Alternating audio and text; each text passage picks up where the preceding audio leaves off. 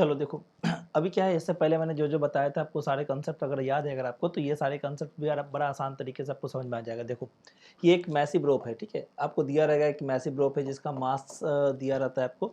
तो ये टोटल जो रोप है उसका मास, टोटल मास मान लीजिए आप, टोटल मास है कैपिटल M, टोटल लेंथ कितनी है L है। और यहाँ पे दो फोर्सेस अप्लाई हो रहा है, एक लेफ्ट में अप्लाई हो रहा है और एक राइट में अप्लाई हो रहा है। तो देखो यहाँ पे अगर F1 की वैल्यू अगर ज़्यादा होगी, F1 ग्रेटर देन F2 होगा, तो उस केस में क्या होगा, ये राइट में मूव करेगा। तो स्टेप नंबर 1 सबसे पहले इसका चेक करो कि एक्सेलरेशन की वैल्यू कितनी होगी। तो क्या हम एक्सेलरेशन लिख सकते हैं ऐसा, देखो F1 ज़्यादा है F2 कम है अगर, तो नेट फोर्स की वैल्यू कितनी होगी, यानी कि इसको पुल करने वाली फोर्स कितनी है F1 और पुश कर अपोज करने वाली फोर्स कितनी है F2। तो F1 minus F2 divide by total mass. तो हम टोटल मास से डिवाइड करेंगे, एक्सेलरेशन की वैल्यू मिल जाएंगी आपको, है ना। सो ये एक्सेलरेशन मिल गई। अब तुम देखो यहाँ पे दो पार्ट में हमने ब्रेक किया। जिस पॉइंट पे टेंशन चाहिए, मैंने क्या सिखाया था आपको, जिस पॉइंट पे टेंशन चाहिए उस पॉइंट पे क्या करेंगे हम लोग, कट कर लेंगे। तो ये वाला पार्ट को कट करेंगे तो इसका मास कितना होगा वो पहले देख लो फटाफट। क्या हम बोल सकते हैं, टोटल अगर मास m है, टोटल लेंथ अगर l है, तो x पार्ट का जो लेंथ है उसमें जो मास होगा m by L into x. Just एक यूनिटरी मेथड का इस्तेमाल किया हमने। और यहाँ पे दो फोर्सेस अप्लाई होगा, एक टेंशन अप्लाई होगा राइट में और लेफ्ट में कौन सा है, F2 अप्लाई है। अब देखो कॉमन जो है सेंस, कॉमन सेंस का अगर यूज़ करेंगे अगर, तो ऑटोमेटिकली समझ में आ जाएगा कि अच्छा इसका एक्सेलरेशन राइट में है अगर, तो टेंशन फोर्स ज़्यादा होगा, F2 की वैल्यू कम होंगी। सो can I say that T minus F2 must be equal to, ये जो मास है, मास की वैल्यू कितनी है m by L into x, into acceleration की वैल्यू यहाँ पे लिखना पड़ेगा a की वैल्यू पुट करोगे, देखो यहाँ पे F1 minus F2 upon m करोगे, तो यहाँ पे क्या हो जाएगा, m से m कैंसल आउट हो जाएगा, बचेगा कि आपके पास F1 minus F2 upon l। तो टेंशन की वैल्यू अगर आप निकालोगे तो कुछ ऐसा आ जाएगा, माइनस F2 जाएगा उस साइड, तो F2 plus F1 minus F2 upon l into x, ये आपका आंसर आएगा। मैं तो बोलता हूँ आपको डायरेक्ट ये रिजल्ट याद रखना चाहिए कि टेंशन की value F2 plus F1 minus F2 divide by F1 minus F2 divide by L into x, ये डायरेक्ट रिजल्ट याद रखोगे तो ज़्यादा अच्छा है ना। तो देखो दो तरह के आपको रोप मिलने वाले हैं, मैसिव रोप, एक मिलने वाला है हॉरिजेंटल और एक मिलने वाला है वर्टिकल। अगर हॉरिजेंटल होगा तो करने का तरीका ये होगा कि इस पॉइंट से अगर इस इन पॉइंट से अगर x दूरी पर अगर हम जाएंगे, तो जिस एंड पॉइंट से जा रहे हो उसका फोर्स निकाल लो पहले, उसकी फोर्स की वैल्यू कितनी है, F2 है। जिस मीन्स अगर हम इस एंड पॉइंट पे अगर मैंने पूछा टेंशन की वैल्यू कितनी, तो आप बोलोगे F2, लेकिन इससे दूर जाएंगे तो टेंशन की वैल्यू क्या हो जाएगी, चेंज होगी। और चेंज होते होते इस पॉइंट पे x दूरी पर टेंशन की वैल्यू जो होगी F2 प्लस समथिंग एक्स्ट्रा, कितना extra, F1 minus F2 upon L into x. तो ये किसी भी x लोकेशन पे आप टेंशन की वैल्यू लिख सकते हो। ये जो मैंने केस बताया है, दिस इज केस नंबर 1 या एग्जाम्पल नंबर 1 बोल सकते हो, टाइप नंबर 1, जो कि हॉरिजेंटल जब रोप होगा तो उस केस में हम लोग ऐसा बात करेंगे। अगर यही हॉरिजेंटल की जगह अगर वर्टिकल बन जाएगा आपका, तो वर्टिकल केस में कैसे करना, वो ज़्यादा आसान होता है वर्टिकल केस में हैंडल करना। देखो यहाँ पे इस पॉइंट के नीचे अगर मैं पूछूं कि कोई मास हैंग कर रहा है, तो आपका आंसर क्या होगा, नो। अगर कोई मास अगर हैंग नहीं कर रहा है, तो क्या इस पॉइंट पे कोई टेंशन, किसी भी तरह का टेंशन डेवलप होने का कोई चांस है, तो आपका आंसर होगा नो। तो टेंशन की वैल्यू कितनी हो जाएगी, 0। लेकिन जैसे जैसे हम ऊपर जाएंगे तो तुम देखो इसके नीचे कुछ ना कुछ पार्ट मास का हैंग कर रहा है। ये जो हैंग कर रहा है मास का पार्ट, उसकी वजह से ग्रेविटी की वैल्यू आएंगी। ग्रेविटी की वैल्यू कितनी आएंगी, सिंपल, जितना मास होगा वो इंटू जी। टोटल मास अगर हम m मान लेते हैं, टोटल लेंथ l मान लेते हैं, तो फिर से यूनिटरी मेथड का इस्तेमाल करेंगे तो क्या लिखेंगे, टोटल मास टोटल लेंथ पे फैला हुआ है, तो x लेंथ पे कितना मास होगा, तो m by L into x, और ग्रेविटी कितनी हो जाएगी, m by L into x into g. क्या हम बोल सकते हैं जिस पॉइंट पे हमें टेंशन चाहिए उस पॉइंट पे कट करना चाहिए, कट करने के बाद जितना ग्रेविटी नीचे की ओर पुल कर रहा है, क्या उतना ही टेंशन फोर्स ऊपर की ओर लगेगा। अगर टेंशन की फोर्स अगर निकालेंगे तो डायरेक्टली इक्वेट कर देंगे, क्योंकि ये नेट फोर्स इसकी कितनी होनी चाहिए, 0 होनी चाहिए। So I can say that tension must be equal to m by L x into g. Direct आप इसको निकाल सकते हो। देखो यहाँ पे टेंशन फिर से फंक्शन हो गया x का, तो क्या हम ऐसा बोल सकते हैं x की वैल्यू जैसे जैसे इंक्रीज करेगी, x की वैल्यू इंक्रीज करेगी, टेंशन की वैल्यू भी राइज होंगी। और x अगर अपने मैक्सिमम वैल्यू पे आ जाएगा, मैक्सिमम वैल्यू कितना होगा, देखो यहाँ से यहाँ तक जाएगा, मैक्सिमम वैल्यू कितनी जाएगी, l। तो टेंशन की वैल्यू उस केस में मैक्सिमम आ जाएंगी। सो टेंशन मैक्स की वैल्यू कितनी होगी, m by L into x की वैल्यू पुट करना पड़ेगा l। सो l से l कैंसिल हो जाएगा और इसकी वैल्यू हो जाएगी m इंटू जी। ये m इंटू जी कहाँ पे आएगा, सो टेंशन मैक्स की वैल्यू आती है टॉप मोस्ट पॉइंट पे। सो रिमेंबर दिस फैक्ट कि वर्टिकल अगर मान लीजिए, वर्टिकल अगर रोप अगर है, मैसिव रोप अगर है, तो टेंशन की वैल्यू सबसे बॉटम मोस्ट पॉइंट पे कितनी होगी, 0 होगी, और धीरे धीरे टेंशन की वैल्यू राइज करती जाती है और एक समय के बाद टेंशन की वैल्यू मैक्स हो जाती है। जो टॉप मोस्ट पॉइंट होगा वहाँ पे टेंशन मैक्स होंगी। तो इस तरह से केस नंबर 1 और केस नंबर 2 दोनों मैसिव केस के केस, मैसिव का जो केस है, मैसिव रोप का जो केस है उसको हैंडल आप कर सकते हैं, ठीक है। नाउ अभी इसको अप्लाई कैसे करते हैं, तो प्रैक्टिकली एक एग्जांपल ले लेता हूं मैं। जैसे देखो यहाँ पे राइट नाउ ये एग्जांपल क्या है कि एक लिफ्ट है, लिफ्ट के अंदर एक मैसिव रोप है, यहाँ पे 2 बॉक्स लगे हुए हैं यानी कि 2 मास लगे हुए हैं, और ये पूरा का पूरा लिफ्ट जो है 2 मीटर पर सेकंड स्क्वायर से नीचे की ओर एक्सेलरेट कर रहा है। ये बहुत ही अच्छा एग्जांपल है क्योंकि पूरा का पूरा लिफ्ट भी एक्सेलरेशन में है। तो ऐसे क्वेश्चन को करने का तरीका मैंने आपको पहले क्या सिखाया था, याद करो। छोटा सा मैं एक हिंट दे रहा हूँ कि मैंने आपको सिखाया था कि अगर मान लीजिए एक लिफ्ट है जिसका एक्सेलरेशन ऊपर की ओर है और एक ब्लॉक को रखा गया है अगर, और इस केस में मुझे नॉर्मल निकालना होगा, तो डायरेक्ट आंसर क्या लिखते हैं, m इंटू जी इफेक्टिव, है ना। और जी इफेक्टिव की वैल्यू ऊपर की ओर अगर एक्सेलरेशन है तो जी इफेक्टिव की वैल्यू कितनी होती है, g प्लस ए। तो simply you can say that m into g plus a. Similarly tension के केस में भी होगा, अगर मान लीजिए कोई ब्लॉक को हैंग किया गया है और इसको अगर ए एक्सेलरेशन से अगर ऊपर की ओर मूव करवाया गया है, तो इस केस में फिर से आंसर अगर कोई किसी ने पूछा कि टेंशन की वैल्यू कितनी होगी, तो हमेशा ध्यान रखिए ये टेंशन और नॉर्मल एक ही तरह का वैल्यू देता है। तो टेंशन की value m into g effective होगी, जी इफेक्टिव का वैल्यू हो जाएगा g प्लस ए। सो इस तरह से आप टेंशन डायरेक्ट निकाल सकते हैं, यहाँ पे नॉर्मल डायरेक्ट निकाल सकते हैं। हम लोग इसी तरीके का, इसी रूल का हर जगह इस्तेमाल करेंगे एंड डायरेक्ट ट्राई करेंगे निकालने का आंसर एक लाइन के अंदर। देखो यहाँ पे अगर मैं इस पॉइंट पे अगर बात करूँ अगर, तो जाहिर सी बात है 2 kg, हमें जिस पॉइंट पे एक्सेलरेशन निकालना, जिस पॉइंट पे टेंशन निकालना होता है उस पॉइंट को पहले कट कर लेते हैं। हमने कट कर लिया। कट करने का ये नीचे का पार्ट जो है, टोटल पार्ट जो हैंग पार्ट है, हैंग्ड पार्ट है, वो कितना है, मास उसका 2 kg है। तो हम बोलेंगे कि ये जो 2 kg का ब्लॉक है, ये 2 kg के ब्लॉक पे, ब्लॉक जा किधर रहा है, इसका एक्सेलरेशन किधर है, नीचे की ओर ना, 2 मीटर पर सेकंड स्क्वायर, और ये वर्टिकल मोशन है। तो मैंने आपको क्या सिखाया था, ये सबसे आसान तरीका, वर्टिकल अगर मोशन होगा, लिफ्ट अगर ए एक्सेलरेशन से ऊपर जा रहा है, मतलब ब्लॉक भी ए एक्सेलरेशन से ऊपर जा रहा है, तो टेंशन की वैल्यू कितनी होती है, m इंटू जी इफेक्टिव मतलब g प्लस ए। सेम रूल यहाँ पे भी इस्तेमाल करो फटाफट। यहाँ पे टेंशन लिखना है तो कैसे लिखोगे, direct I am writing here T6 this is equal to m into g effective. सबसे पहले जी इफेक्टिव निकाल लो। जी इफेक्टिव की वैल्यू कितनी होगी, g माइनस ए की g प्लस ए, नीचे की ओर डाउनवर्ड अगर एक्सेलरेशन है, डाउनवर्ड डायरेक्शन में अगर एक्सेलरेशन अगर है तो g माइनस ए हो जाएगा। सो 10 माइनस 2 कितना हो जाएगा, 8। सो directly I can say that कितना मास हैंग कर रहा है, 2, और g इफेक्टिव की वैल्यू कितनी है, 8। सो 16 Newton should be the correct answer. फिर अगर हम धीरे धीरे ऊपर की ओर जाएंगे तो ऑब्वियस बात है कि टेंशन की वैल्यू लगातार बढ़ती जाएंगी। और देखो ये जो मिड पॉइंट है, ये मान लो कि जो मैसिव रोप है इसका मास है 10 kg, और ये जो मैसिव रोप है इसका मास है 4 kg। अब सोचो अगर मिड पॉइंट पे अगर पूछा गया तो पूरा मास अगर 10 kg है, अगर यहाँ से लेकर के यहाँ तक का मास 10 kg है अगर, तो हाफ पार्ट का मास कितना हो जाएगा, 5 kg ना। तो जिस पॉइंट पर टेंशन चाहिए उस पॉइंट पर कट करो। ये 5 kg है और ये 2 kg है, मतलब 7 kg हो गया। तो टोटल मास हो गया 7 kg। Can I say that 7 into g effective tension का वैल्यू आ जाएगा। तो डायरेक्टली कर दो 7 into g effective. G effective की वैल्यू कितनी होगी, 10 माइनस 2 यानी कि 8। सो 8 7 जा 56 ना। सो 56। नाउ नेक्स्ट अगर मैं ऊपर जाऊं, अगर T4 की वैल्यू अगर लिखना है, सेम करते जाओ आप। जी इफेक्टिव की वैल्यू आपको मालूम है 10 माइनस 2 8 ही होने वाला है। केवल यहाँ पे मास डिटेक्ट करो कि जिस पॉइंट पर टेंशन निकालनी है उस पॉइंट के नीचे कितना मास हैंग कर रहा है। ये 10 है और ये 2 है, तो 12 है। सो 12 into I can say that 8, this is 96 Newton.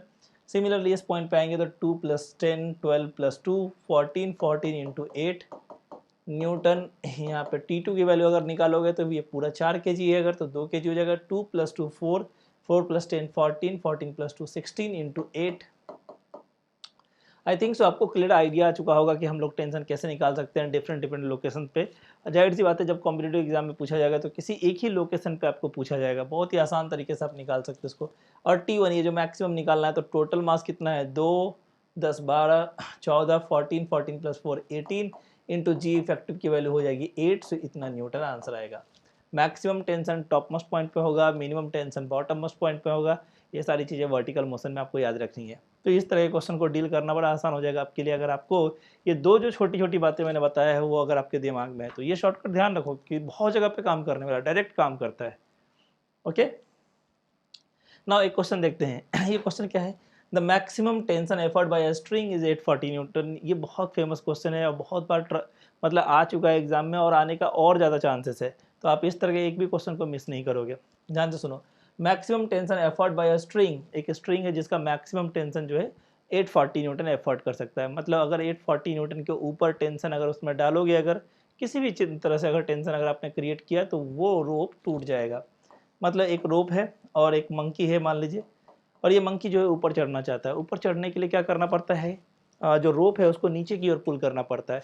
जब आप रोप को नीचे की ओर पुल करोगे तो रोप में एक टेंशन क्रिएट हो जाएगा कि आप पुल कर रहे हो नीचे की ओर, तो रोप जो है आपके ऊपर फोर्स किधर लगाएगा, ऊपर की ओर, यानी कि आप बंदर पे जो फोर्स लगेगा टेंशन का टी ऊपर की ओर लगेगा, और ग्रेविटी किधर काम करेगी, नीचे की ओर।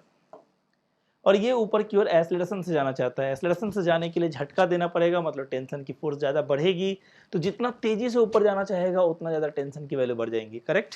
सो लेट्स से दैट, मान लेते हैं ए एक्सेलरेशन से मूव कर रहा है ऊपर की ओर। कैन आई से दैट कि इस बंदर के लिए जो इक्वेशन लिखना चाहिए मुझे ऐसा लिखना चाहिए, T minus m g this is equal to m ए।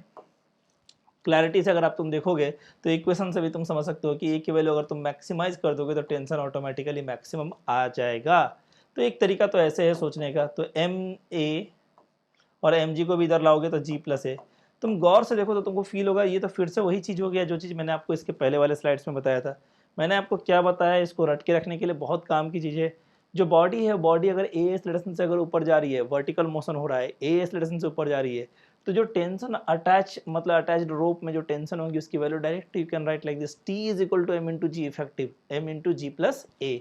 अब देखो ये सब जगह यूज करूंगा मैं। सो यहाँ पे भी टेंशन की वैल्यू क्या लिख सकते थे, डायरेक्ट लिख सकते थे कि अच्छा रोप में जो टेंशन क्रिएट होगी, टेंशन टी की वैल्यू क्या हो जाएगी, ये अगर मास मतलब मंकी वर्टिकली अगर अपर डायरेक्शन में अगर जा रहा है ए एक्सेलरेशन से, तो I can say that m into g effective, g effective की वैल्यू कितनी हो जाएगी, जी प्लस ए। सो डायरेक्ट आप ऐसा लिख सकते हो किसी भी मोमेंट पे। एक्सेलरेशन की वैल्यू मैक्सिमम करना है तो उसमें टेंशन मैक्सिमम करना पड़ेगा, क्योंकि उससे ज़्यादा टेंशन अगर अराइज हुआ तो रोप टूट जाएगा, मंकी ऊपर नहीं चढ़ पाएगा। सो मंकी की अपनी एक लिमिटेशन है मैक्सिमम एक्सेलरेशन करने की। सो मैक्सिमम एक्सेलरेशन की वैल्यू आप डायरेक्ट निकाल सकते हो यहाँ से, 840 न्यूटन क्या है तुम्हारा tension max.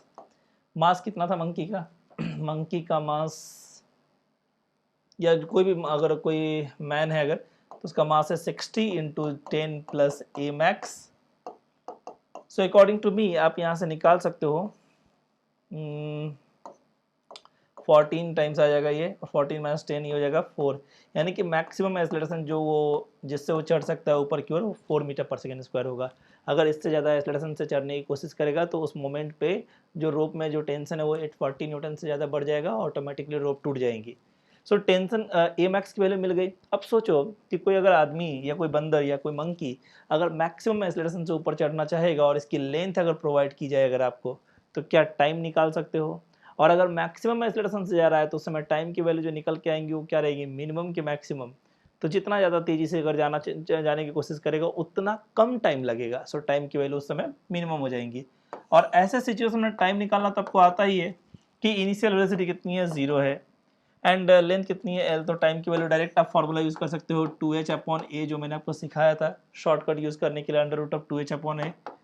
So under root of 2 into l, l की वैल्यू कितनी है, तो एल की वैल्यू आपको प्रोवाइड की गई है कैस में, yes 8 metre. So 2 into 8 upon A की वैल्यू कितनी आई, देखो यहाँ पे ए की वैल्यू अगर मैक्स यूज़ करेंगे बेटा तो टी की वैल्यू ऑटोमेटिकली क्या हो जाएगी, मिनिमम।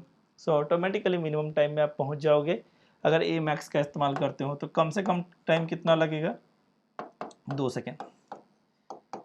सो जो मिनिमम टाइम यहाँ पे अप्लाई होने वाला है वो 2 सेकंड होने वाला है। 2 सेकंड में बंदर जो है वो टॉप मोस्ट पॉइंट पे पहुंच जाएगा। तो इसमें से कोई भी, यहाँ पे मैंने 3 टाइप के क्वेश्चन आपको बताए कि ए मैक्स की वैल्यू कैसे निकलती है, टी मैक्स की वैल्यू कैसे निकलती है, और टाइम की वैल्यू कैसे आप निकाल सकते हो। तो ये 3 टाइप के आपको क्वेश्चन इसमें पूछे जा सकते हैं ब्रेकिंग स्ट्रेस वाले में। सो आप इसको ध्यान रखो, बहुत इंपॉर्टेंट क्वेश्चन था ये। नाउ सेम टाइप का क्वेश्चन है लेकिन क्वेश्चन का वर्जन थोड़ा चेंज है। ये ऑलरेडी एग्जाम में पूछा हुआ क्वेश्चन है। देखो यहाँ पे क्या है बोला गया है कि shown in figure monkey of mass 20 kg। इस मंकी का मास कितना दिया हुआ है, 20 kg दिया हुआ है, और ये ट्राई कर रहा है चढ़ने का।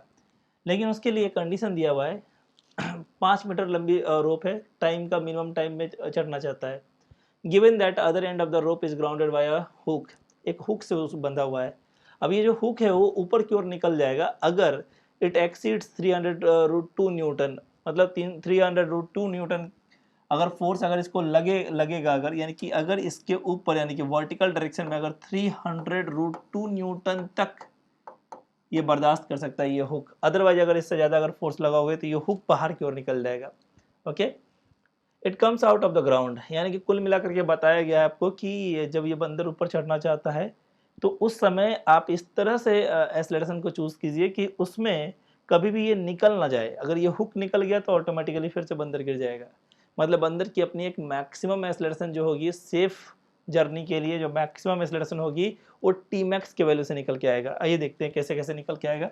मान लीजिए ये मंकी जो है वो चढ़ना चालू किया, यहाँ टेंशन की वैल्यू टी है और ये एंगल मान लो तुम, सॉरी ये एंगल दिया रहेगा, प्रोवाइड किया रहेगा, लेट्स से दैट ये एंगल 45 डिग्री है, क्योंकि ये प्रोवाइड नहीं किया रहेगा तो आप निकाल नहीं सकते हो, ये 45 डिग्री प्रोवाइड किया हुआ है। सो टेंशन के दो कंपोनेंट निकल के आएंगे, एक टी कॉस 45, एक टी साइन 45।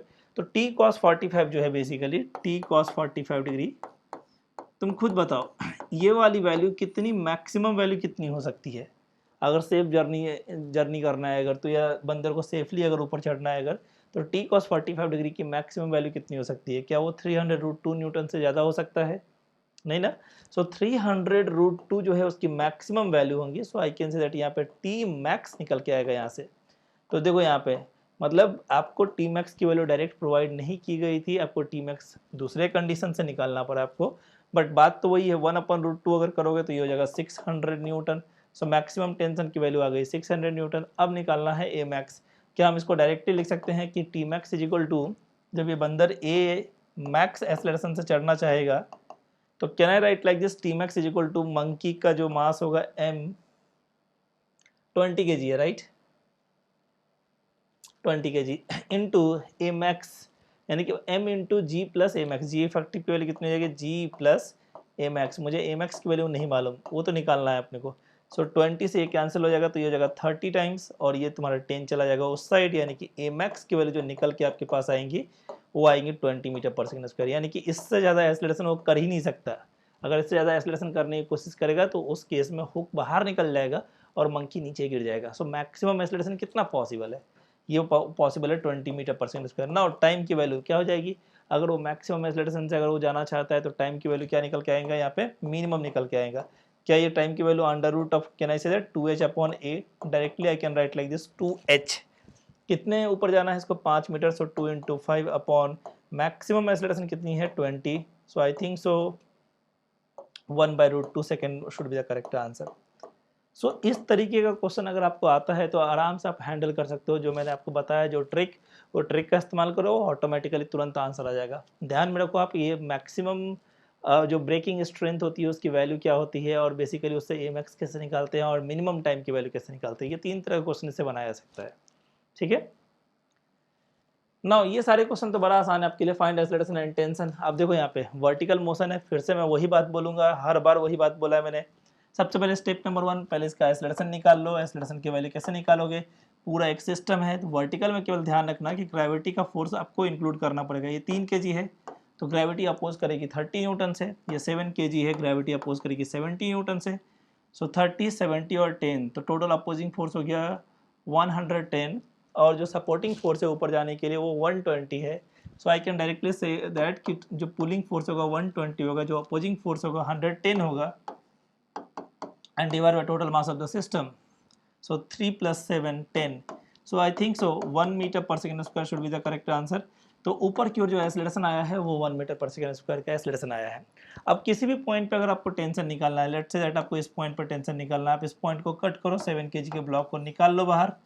70 ग्रेविटी लगा रहा है, 10 जो है एक्सटर्नल फोर्स है, और ऊपर जो फोर्स लगने वाला है, टेंशन लगने वाला है, और इसका एक्सेलरेशन का वैल्यू कितना है? 1 मीटर पर सेकंड स्क्वायर है। Now try to find the value. So t minus, can I say that t minus 70 plus 10, 80, this is equal to m into a, 7 into 1. So directly you can say that 87 Newton is the correct answer. So इस तरीके से आप किसी भी point पे जो है, किसी भी इंस्टेंस पे जो है टेंशन की वैल्यू आप निकाल सकते हो। करेक्ट। सो यहाँ पे 7t minus 80, या दैट्स राइट। तो ये 70 है, 10 और t ऊपर की ओर, so t minus 80, this is equal to 7। So t is equal to 87 newton is the correct answer. इस तरह से आप टेंशन की वैल्यू, केवल मैं ये सिखाना चाह रहा था कि वर्टिकल मोशन कभी भी अगर होता है तो ये जो ग्रेविटी की वैल्यू है आप इंक्लूड करना भूल जाते हो। ग्रेविटी की वैल्यू इंक्लूड करना है हमेशा। ग्रेविटी अपोज करेगी, ये सपोर्ट नहीं करती है, इसलिए उसके वैल्यू को माइनस करना पड़ेगा आपको। ठीक है, सो ये आपको ध्यान में रखना है। नेक्स्ट, अब जो है नेक्स्ट कॉन्सेप्ट जो है वो है रीडिंग ऑफ स्प्रिंग का। तो स्प्रिंग की रीडिंग, स्प्रिंग बैलेंस जो हम लोग यूज़ करते हैं, स्प्रिंग बैलेंस किस लिए यूज़ करते हैं? उसका वेट मेजर करने के लिए। किसी भी बॉडी का जो वेट है वो वेट कितना होता है, बेसिकली वो मेजर क्या करता है? तो आपको भी मालूम होगा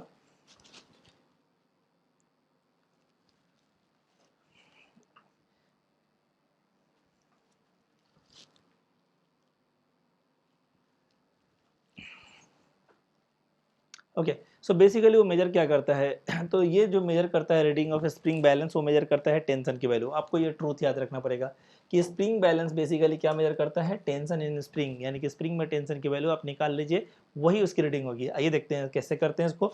जैसे देखो मैं एक क्वेश्चन मैंने लिया है कि 6 मीटर पर सेकंड स्क्वायर से नीचे की ओर जा रहा है ना। अब चेक करो 6 मीटर पर सेकंड स्क्वायर से स्टाइल वही रहेगा हमेशा जो मैंने आपको बताया टेंशन निकालने का।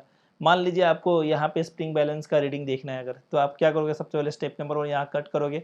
कट करने का कितना मास आया 6 kg ना।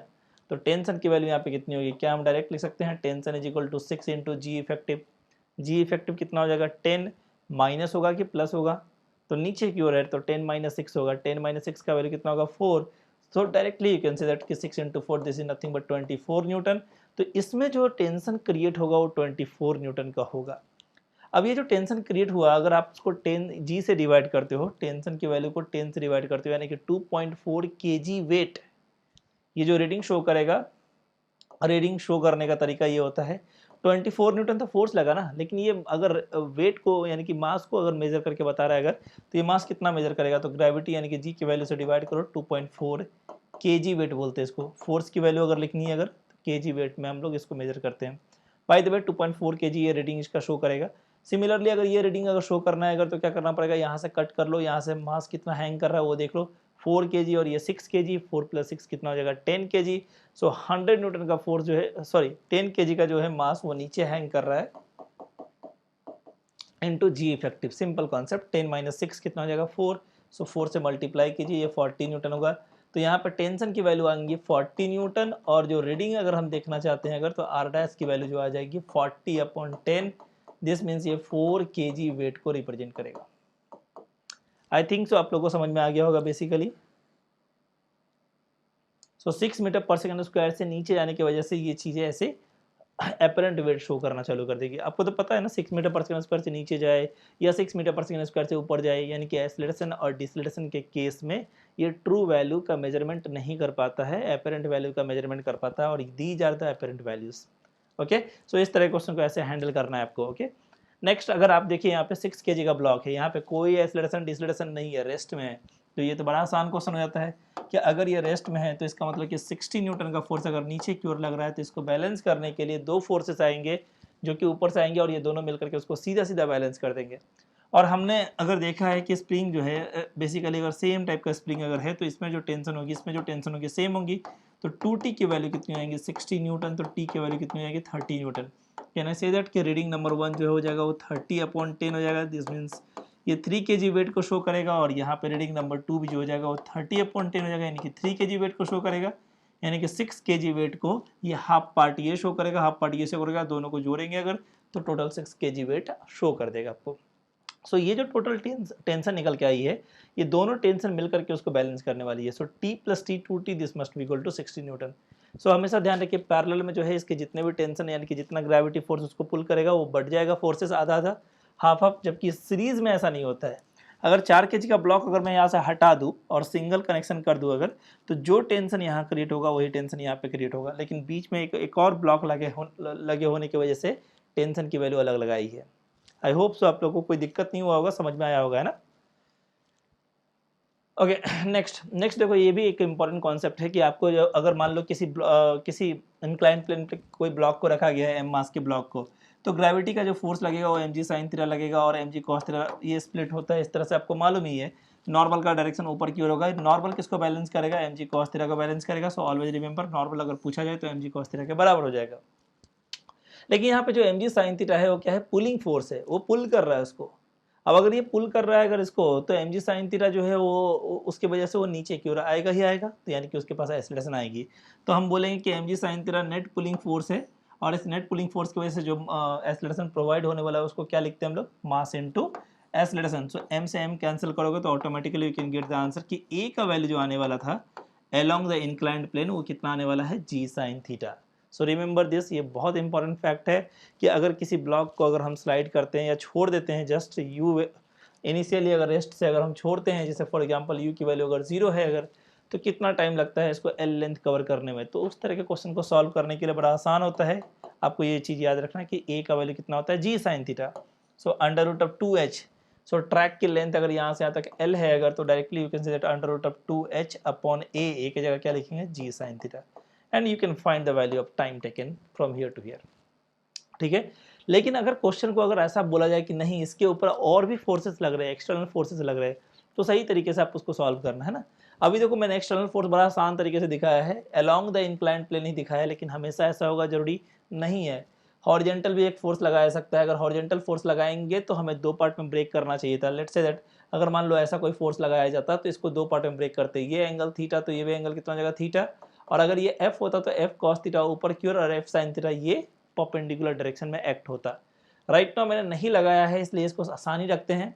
एम मास का ब्लॉक है, तो एक जो हिडन फोर्स है वो ग्रेविटी की फोर्स है, जो कितनी लगेगी अभी तुरंत मैंने शो किया, एम जी साइन थीटा। सो एम जी साइन थीटा नीचे की ओर लगेगी। सो तुरंत ग्रेविटी का फोर्स नीचे की ओर दिखा दिया करो, M g sine theta. F1 नीचे की ओर एक्सटर्नल फोर्स लग रही है, F1 और एम जी साइन थीटा दोनों मिलकर के उसको ट्राई कर रही है नीचे पुल करने का, लेकिन F2 जो है एक अपोजिंग फोर्स है। तो क्या करेंगे, फिर से कॉन्सेप्ट सेम ही हो जाएगा। Along the inclined plane net force निकालो, अलोंग द इंक्लाइंड प्लेन जो पुलिंग फोर्स है उसको अपोजिंग फोर्स में से घटा दो। तो पुलिंग फोर्स कितनी है, F1 plus m g sine theta, और जो अपोजिंग फोर्स है वो कितनी है, तो F2 की वैल्यू F2 है। नाउ इसको घटाएंगे, सब्ट्रैक्ट करेंगे, नेट फोर्स की वैल्यू आ जाएंगी, this must be equal to M into A, और यहाँ से ए की वैल्यू आपको निकल के आ जाएगा कि इसका एक्सेलरेशन कितना है। फिर से वही सवाल, अगर इनिशियली अगर रेस्ट से अगर इसको छोड़ा गया अगर, और यहाँ से यहाँ तक की जो ट्रैक लेंथ है वो अगर एल दी हुई है अगर प्रोवाइड की गई, तो टी की value under root of again you can say 2l upon ए, जो कि ए की वैल्यू आप यहाँ से निकालोगे। तो ऐसे क्वेश्चंस आते ही रहते हैं, आप इस तरह क्वेश्चंस पे ध्यान दो। मैंने ये सब छोटे छोटे बेसिक पॉइंट्स भी बता दिए हैं आपको, ताकि आपको अगर नहीं भी याद होगा तो आपको वापस रिकॉल हो जाएगा सब कुछ। यहाँ पे हॉरिजेंटल अगर फोर्स अगर यूज होता तो हॉरिजेंटल फोर्स यूज होते समय आपको दो कंपोनेंट ब्रेक करने हैं, एक अलोंग द इंक्लाइंड प्लेन और एक normal to the inclined plane, जो कि इसके नॉर्मल के वैल्यू को भी अफेक्ट करने वाला है। ठीक है, जब वो कॉन्सेप्ट यूज होगा तो मैं बता दूंगा आपको, डोंट वरी। फॉर एग्जाम्पल देखो ये ऐसे ऐसे छोटे छोटे क्वेश्चन पूछे जा सकते हैं। 10 केजी का ब्लॉक है, 30 डिग्री एंगल है, तो बताओ जल्दी से ग्रेविटी फोर्स कितना हो जाएगा, 10 साइन 30। तो आप बोलोगे सर 5 न्यूटन होगा। 5 न्यूटन का फोर्स है, वो ट्राई कर रहा है पुल करने का ग्रेविटी उसको अलोंग द इंक्लाइंड प्लेन, लेकिन क्या हो रहा है, टेंशन जो है इसको बैलेंस कर रहा है, इसमें जो टेंशन क्रिएट होगा वो बैलेंस कर रहा है। तो can I say that tension must be equal to 5 newton, क्योंकि रेस्ट में है वो ब्लॉक। सो टेंशन की वैल्यू कितनी हो जाएगी, तो ये हो जाएगा 5 न्यूटन। इसी तरह से नॉर्मल रिएक्शन पूछ दिया जाएगा तो एम जी कॉस 30 डिग्री, तो ये हो जाएगा तुम्हारा 100 कॉस 30 मतलब √3/2। सो directly you can say that यहाँ पे आ जाएगा 50√3 एम जी, यानी कि 100 1/2, ये 50 न्यूटन था, सॉरी ये 50 न्यूटन होगा। तो यहाँ पर टेंशन की वैल्यू हो जाएंगी 50 न्यूटन और नॉर्मल की रिएक्शन की वैल्यू आ जाएंगी 50√3 न्यूटन।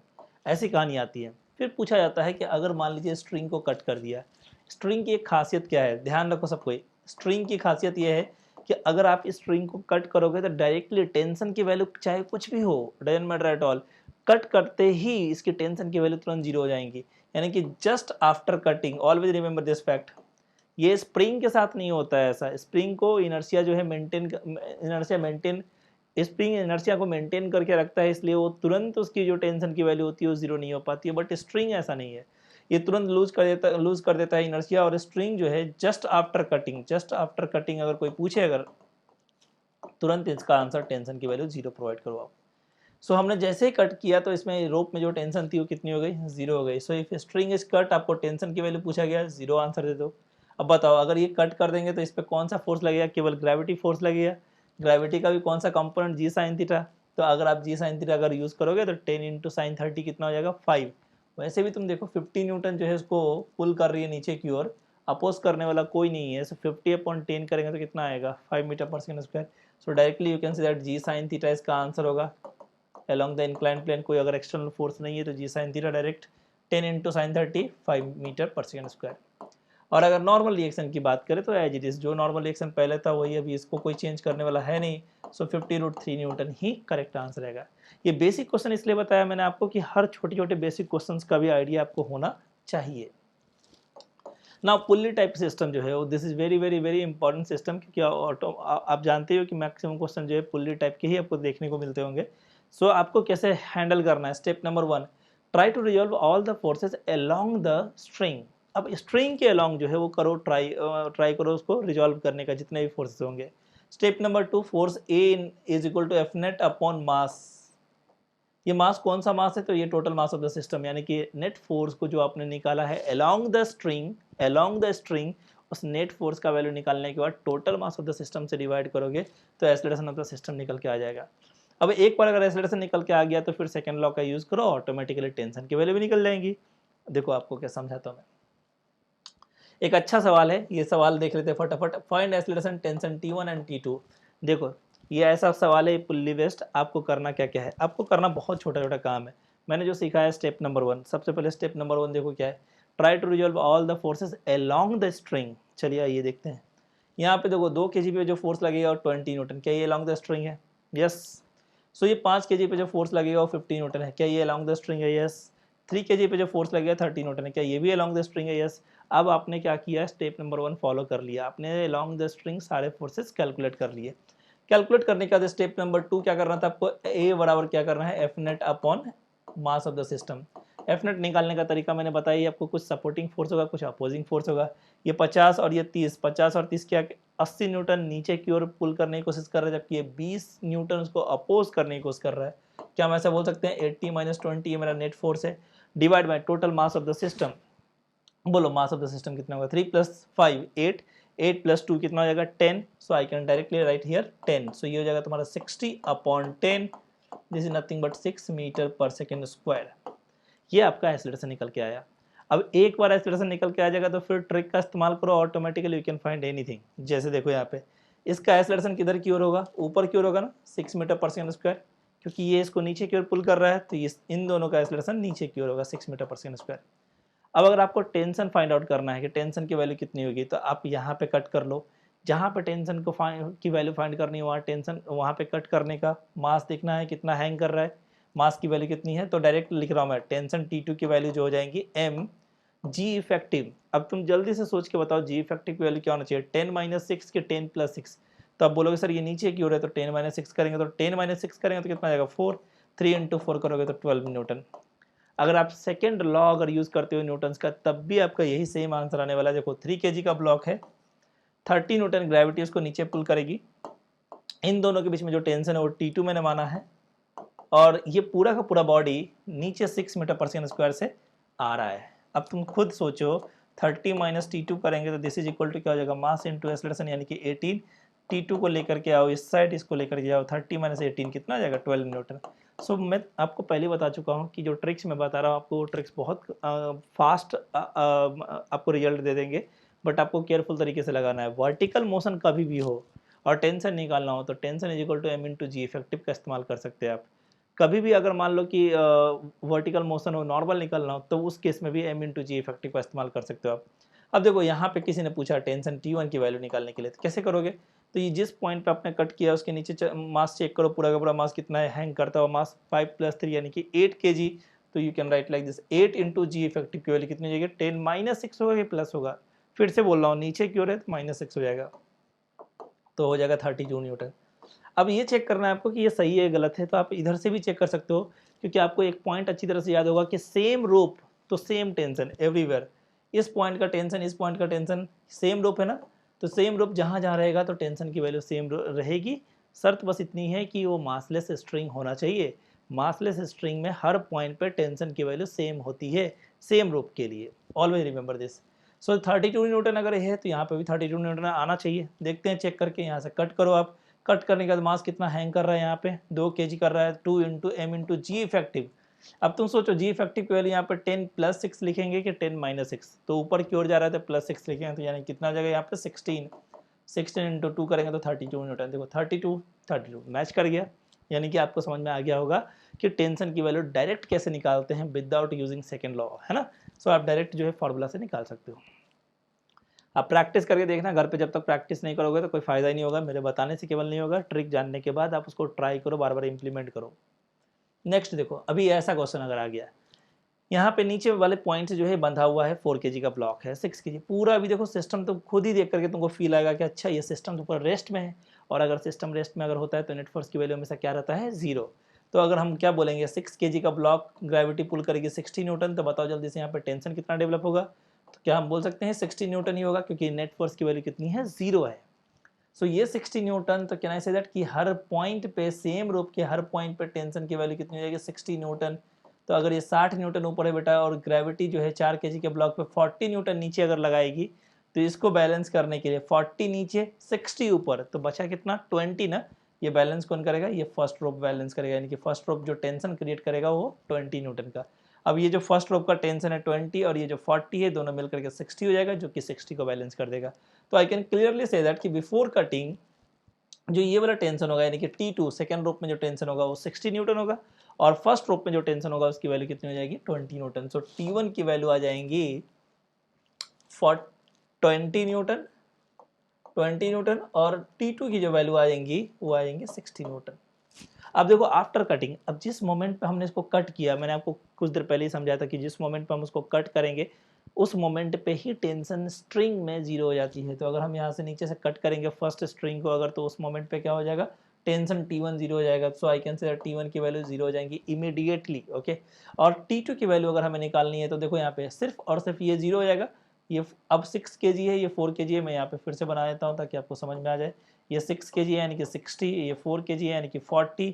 तो बताओ अभी नेट फोर्स की वैल्यू कितनी होगी, क्या हम एक्सेलरेशन निकाल सकते हैं, 60 - 40 20, total mass of the system 4 और 6 10। तो आप बोलोगे सर कटिंग के बाद जो है इसका 2 मीटर पर सेकंड स्क्वायर नीचे की ओर आ जाएगा एक्सेलरेशन। अब अगर कोई पूछ दे कि टेंशन की वैल्यू कितनी होगी, मैंने क्या सिखाया टेंशन के लिए, हमेशा T = M, M की वैल्यू यहाँ पे कट करोगे तो ये 6 है, 6 × G इफेक्टिव 10 - 2 कितना हो जाएगा बेटा, नीचे की ओर है ना एक्सेलरेशन, तो 10 - 2 हो जाएगा। सो G इफेक्टिव की वैल्यू 8 हो जाएंगी, यानी कि 48 Newton. So I think so T2 की वैल्यू हो जाएगी 48 न्यूटन, T1 की वैल्यू 0 न्यूटन। एक्सेलरेशन पूछा गया है तो एक्सेलरेशन की वैल्यू ऑलरेडी निकाल चुके हैं, 2 मीटर पर सेकंड स्क्वायर, तो इसकी वैल्यू भी पता चल चुका है, 2 मीटर पर second square. Time to touch the ground, ये IIT का सवाल है ऑलरेडी कि ये कितना टाइम लगेगा, 4 मीटर अगर मान लो यहाँ से आता कि हाइट है, तो 6 kg को ग्राउंड टच करने में कितना टाइम लगेगा, अब तुम भी निकाल सकते हो ये। T = क्या होता है, √2h/g। सो h की वैल्यू कितनी हो जाएंगी 4, और a की वैल्यू कितनी हो जाएंगी 2h/a, a की वैल्यू हो जाएंगी 2 मीटर पर second square. So this means 2 seconds का आंसर आएगा। सो ऐसे डिफरेंट टाइप के कोई भी क्वेश्चन अगर आपसे पूछे जाए अगर, तो ये सारे अप्रोच आपको आना चाहिए। अब मैं फिर से बता रहा हूँ, बहुत ही सिंपल तरीके से बना रहे हैं सब कुछ, और आपको शॉर्टकट तरीका इस्तेमाल करो, प्रैक्टिस करो, तो ही आने वाला है, नहीं तो फिर आने वाला नहीं है। नेक्स्ट अभी देखो ये वाला एक सबसे अच्छा क्वेश्चन है, क्योंकि इसमें आपको बहुत सारी बातें पता चल जाएंगी। जैसे मान लो ये 3 पुल्ली सिस्टम है, अब यहाँ चेक करो कि यहाँ पे फोर्स डायरेक्ट यूज़ किया गया है 2 mg, बट यहाँ पे मास के रूप में यूज़ किया गया है, और यहाँ पे मास के रूप में भी यूज़ किया गया है, और एक्सटर्नल फोर्स भी अप्लाई किया गया है। ये 3 अलग अलग टाइप के कंडीशन है। अब इसको अगर तुम्हारा डायरेक्ट फोर्स कभी भी रोप पे अगर अप्लाई करते हैं तो वो टेंशन में बदल जाता है। तो यानी कि यहाँ पे अगर मैं पूछूँ टेंशन की वैल्यू कितनी है यहाँ पे, तो आंसर डायरेक्ट आपका होगा 2 mg। यहाँ पे पूछूँ टेंशन की वैल्यू कितनी है 2 mg, यहाँ पूछूँ टेंशन की वैल्यू कितनी है 2 mg। अब देखिए इस ब्लॉक पे अगर हम चेक करेंगे तो ग्रेविटी नीचे पुल करेंगी mg, टेंशन आपने कितना लगा दिया है 2 mg डायरेक्ट, 2 mg की वैल्यू ज़्यादा है mg से, ब्लॉक ऊपर की ओर चलना चालू करेगा, एक्सेलरेशन की वैल्यू कितनी हो जाएंगी 2 mg - mg, मतलब mg divide by total mass of the system. इस सिस्टम में टोटल मास कितना है, m है केवल, तो I can say that m से m कैंसिल होगा, एक्सेलरेशन यानी कि a1 की वैल्यू आ जाएंगी g। तो यहाँ बात समझ में आई कि यहाँ पे g एक्सेलरेशन से ये ब्लॉक m जो है ऊपर की ओर जाने वाला है। सिमिलरली यहाँ चेक करो, देखो यहाँ पे 2m है और यहाँ पे m है, तो कहना से दैट 2mg से ये नीचे पुल करने की कोशिश करेगा, और ये mg से नीचे पुल करने की कोशिश करेगा, तो ये नीचे आने की कोशिश करता है, लेकिन ये अपोज करता है, जिसमें से नेट फोर्स की वैल्यू हो जाएंगी 2 mg - mg divide by total mass of the system. अब देखो 2m कितना हो जाएगा total mass of the system, कहना से दैट g/3, यानी कि a2 की वैल्यू निकल के आएंगे g/3, a1 की वैल्यू g, a2 की वैल्यू g/3। और तीसरे केस में अगर हम देखेंगे अगर, तो देखो यहाँ पे m मास का ब्लॉक है, mg ग्रेविटी नीचे वर्क करेगा, और एक्सटर्नल फोर्स भी नीचे की ओर लगाया गया है। क्या ये एक्सटर्नल फोर्स डायरेक्ट रोप को लगाया गया है, नहीं ना, अगर डायरेक्ट रोप को लगाया जाता तो टेंशन क्रिएट हो जाता, वहाँ पर डायरेक्ट टेंशन की वैल्यू आती, बट यहाँ पे मास को लगाया गया है, यानी कि mg और ये mg दोनों मिलकर के ट्राई कर रहा है नीचे की ओर पुल करने का 2 mg से, जबकि ये ट्राई कर रहा है नीचे की ओर पुल करने का mg से। तो कितना आ जाएगा, तो direct I can say that a3 = net force 2 mg - mg, मतलब mg divide by total mass. अब चेक कीजिए टोटल मास की वैल्यू कितनी है, यहाँ पे m है और यहाँ पे भी m है, तो टोटल मास कितनी हो जाएंगी 2m, तो उस केस में हम बोल सकते हैं g/2। ये भी ऑलरेडी आईआईटी में पूछा हुआ सवाल है, जिसमें A1 A2 और A3 के बीच में कंपैरिजन पूछा गया था कि सबसे हाईएस्ट कौन है, उसके बाद कौन है, उसके बाद यानी कि ऑर्डर लिखना था आपको। आपको समझ में अगर आ गया है कि A1 A2 A3 की वैल्यू कैसे निकालेंगे, ऑर्डर आप ऑटोमेटिकली लिख सकते हैं। ओके।